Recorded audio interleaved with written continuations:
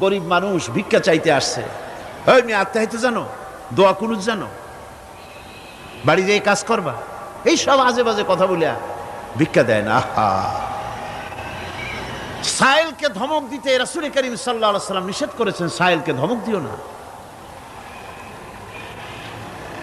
গাড়িতে বসে যাচ্ছেন সাহেব, ট্রাফিক মোড়ে যখন সিগন্যাল জ্বলল, গাড়িগুলি দাঁড়ায় গেল।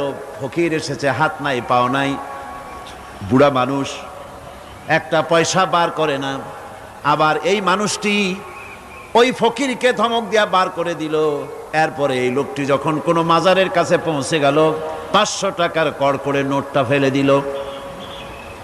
বলেন টাকা দরকার কার? মরা মানুষের না জিন্দা মানুষের? কার দরকার? যার টাকা দরকার ছিল তারে দেওয়া হলো।